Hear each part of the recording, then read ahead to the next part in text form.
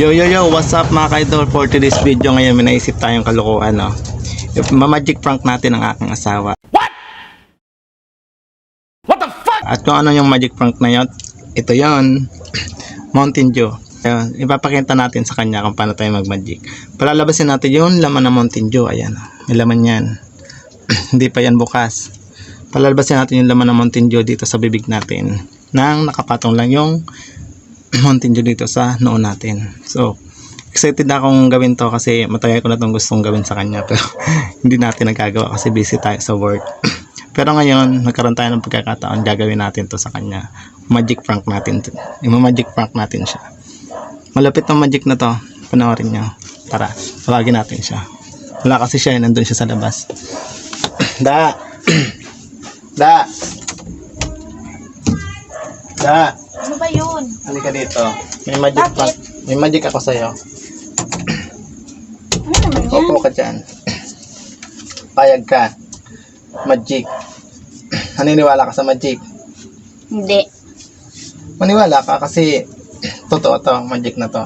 Ito magic na to, palalabasin ko yung Mountain Dew dito sa bibig ko. Ipapatong mo lang itong Mountain Dew dito sa noo ko. Anong payag ka? Bibigyan kitang 300 pag nagawa ko. Pero pag hindi ko nagawa, ikaw yung bibigay sa akin ng 300. Sige, game. Ano, payag ka? Sige, game. Sige, game. Ito yung 300. Ito, 300. Dawakan mo na para excited ka. Ngayon, kailangan yung kamay mo hindi malikot. Ipapatong mo siya dito sa noo ko. Kailangan hindi malikot ha. Sige, patong mo. Kailangan hindi malikot ha. Sige. Yan. Ano, ready ka na? Ready na. Ready ka na talaga? Oo nga.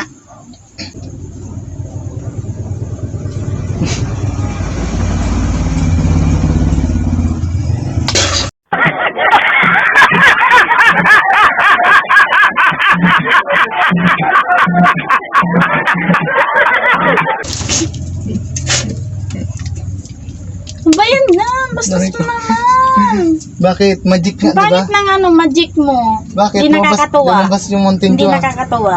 Bakit? Ay, hindi nakakatuwa. Ayoko na. Ay, nasampal tayo guys. Sampal tayo, wala. Oh, yung pera mo. Yung pera mo. Hindi kinuha yung pera natin. Nasampal tayo mga ka-idol. Pero okay lang yan kahit na nasampal tayo. Successful yung ginawa natin magic. Nagalit siya. Akala ko matutuwa siya. Nagalit siya doon sa magic prank natin. Pero okay lang yung mga ka-idol. Nagawa pa rin natin yung plano natin sa kanya. So ayun lang mga ka-idol. Thank you for watching and God bless.